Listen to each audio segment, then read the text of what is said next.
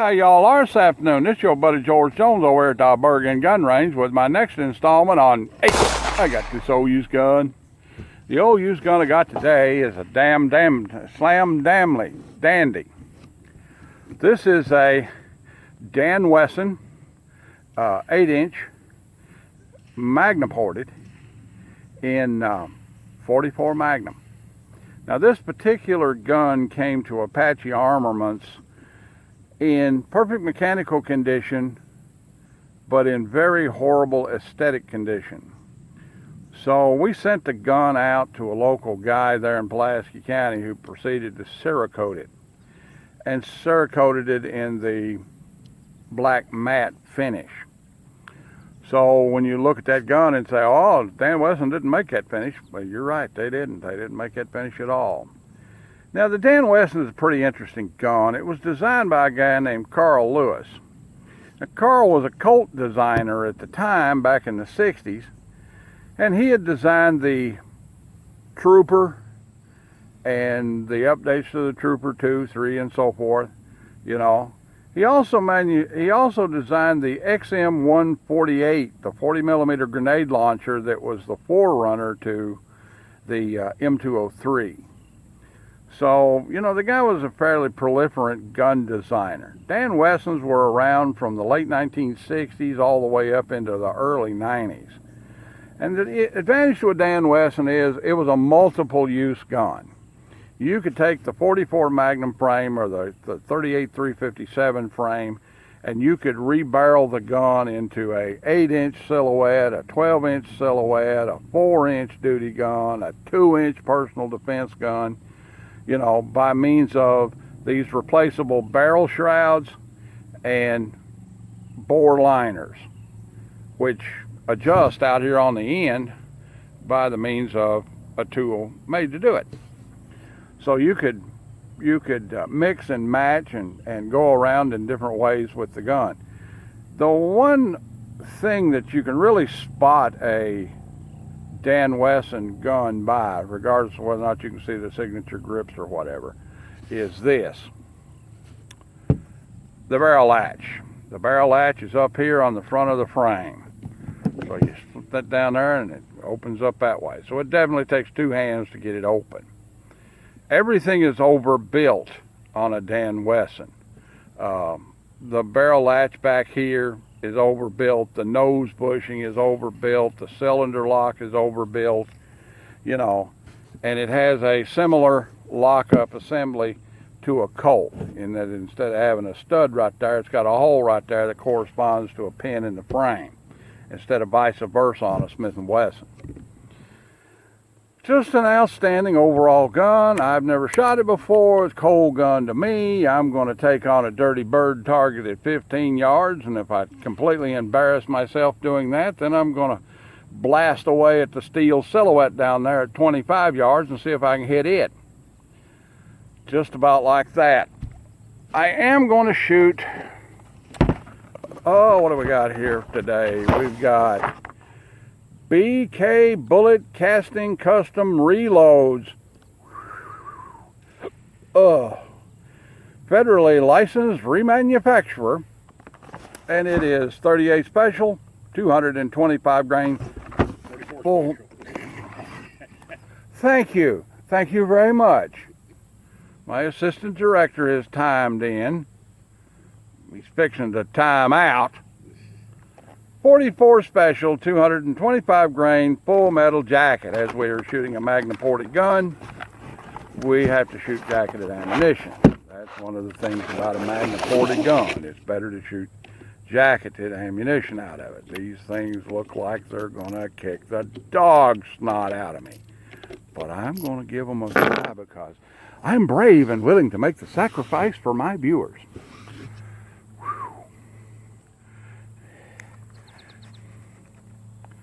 All right, here we go.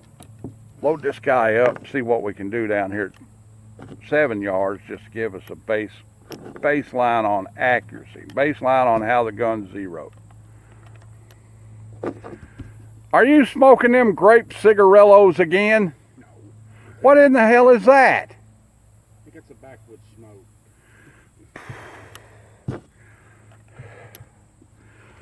North Korean cigarettes. Good grief. All right, here we go. 6 on single action. This ought to be good.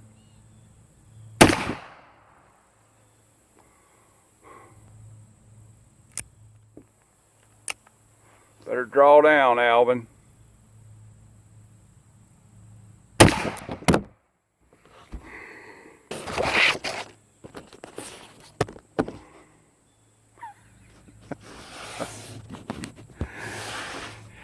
Yeah.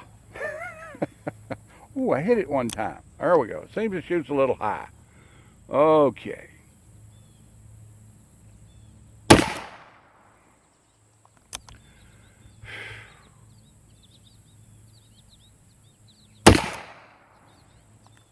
Yeah. Yeah, it's going to zero up a little high. It's zeroed for a lot longer range than 15 yards. Let's put it that way. So we're down here at the bottom of the target trying to get on paper. Yeah, there we go.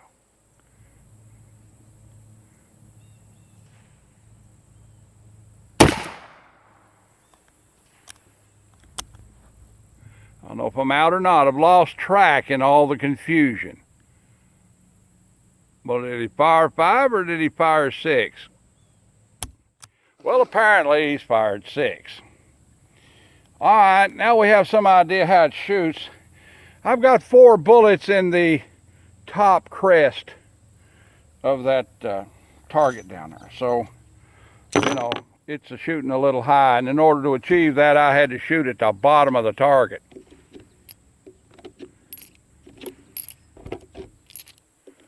Now that have some idea what the dope is on this gun, let's try the steel silhouette at 25 yards. These are a relatively light load. These are a good 44 special. If you had Charter Arms Bulldog, it'd be the rounds to shoot out of it. All right, here we go. Ooh, yeah. But they hit good. They hit hard. That steel silhouette down there hanging on 2 chains, it weighs about 35 or 40 pounds, and it's still swinging. I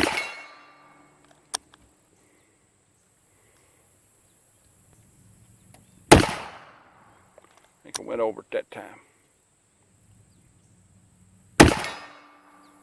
Yeah, he's swinging it nicely.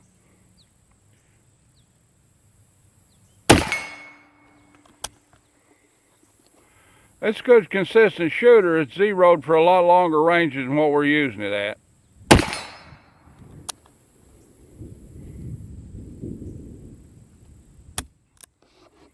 Okay.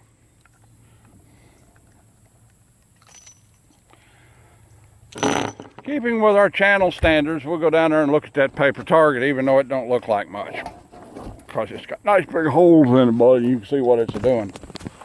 Oh.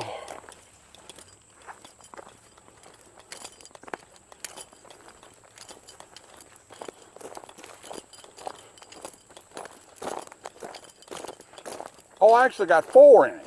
Okay, 5. I got 5 in it. Okay, so there's 1, 2, 3, 4, 5. I was trying to work out the dope on it, and I'm pretty sure that that's a 44 caliber hole right there. This is a 38 target. Yes. I'm pretty sure that's a 44 caliber hole. I believe it is. So once I found the dope on it, and there's a couple of 44 caliber holes down there. So once I worked out the dope on it that it was shooting high, I was able to bring it in here, you know. But I was just plumbing around trying to find it. I was trying to plumb around on the target and try and figure out where it was shooting at it, holding it at a struck site. Once I discovered that, I found that I held here at 15 yards and got 4 in here, you know. And the old steel silhouette down there hanging between them 2 posts, it weighs about 40 pounds, and I was whacking the tar out of it. It was, it's a neat gun to shoot in that caliber with that caliber of ammunition. That's a nice light shooting heavy bullet.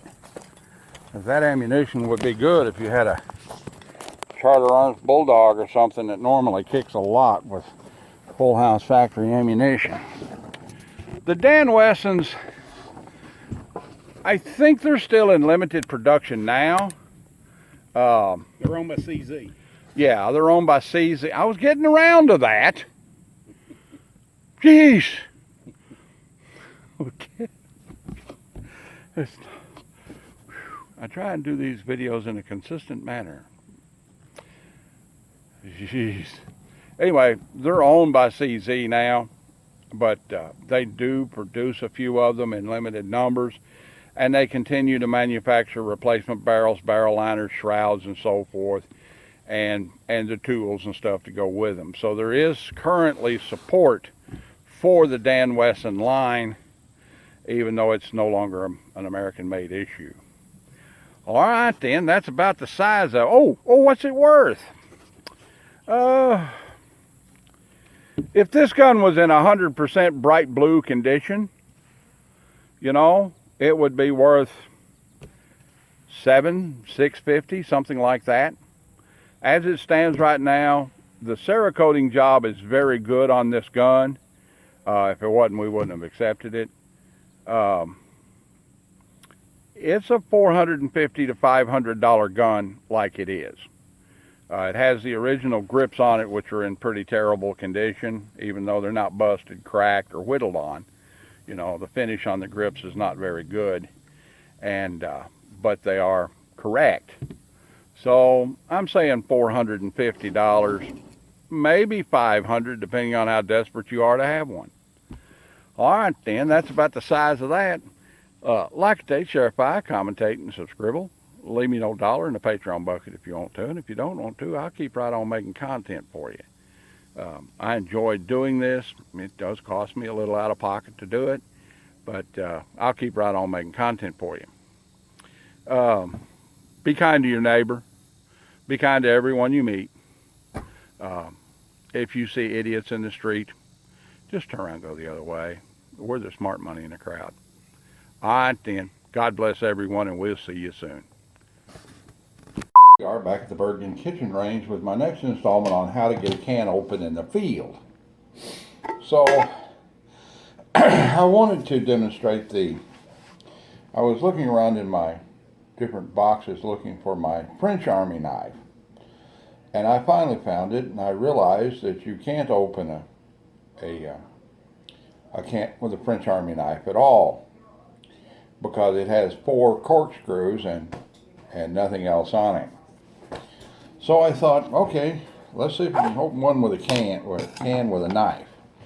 Now this is the Cold Steel Finbear, and this is the Cold Steel version of the Mora knife. This is called the Fin Hawk, and this is about the right size blade to use to open a knife open a can with a knife. And the way this little trick works is you're going to be cutting up, okay? You're going to be cutting up. Now, in order to do this correctly, it has to have a fairly square spine on the blade. So what you do is you start out with poke a hole in your can. Like I said, this ain't exactly safe, okay? Start out by poking a hole in your can, okay? Once you get a hole in the can, then you rock your blade back, okay? And continue to guide and work it around, okay? You get it going, it wants to go straight, so you have to twist it a little bit and get it to go off in another direction, and you just continually work the blade around, okay? Now you have to remember, again, always keep your hands down low. Work on a solid surface, a rock, a log, or something. Okay, and this is not going to produce a very clean cut. Okay, but it is going to allow you to get the can open without spilling the contents all over the place. Okay, so you just slowly work it around. You know, and it's a fairly jagged cut, but I've never had any problems doing this with metal being in the food or anything like that. The can lids are typically alloyed in such a way that the can isn't brittle. Okay, so as you work it around, it'll want to go toward the center more. So you bring it around here, work it on the spine a little bit, and keep going around. Like I said, it's not a pretty open, okay, but it is a serviceable open. And there you go. Now, if you've got something in that can, you're going to go in there and fish it out with your fingers. I'd use some real caution because it's a mess, okay? But it can be done, and it can be done safely. Remember, anytime you're opening a can with anything other than a designed can opener, you always work on a hard surface, a rock, a log, the ground, whatever. Always keep your hand low on the can, away from your jagged metal and away from your cutting tool. And there's one way you can do it. All right, then we'll go on to the next one.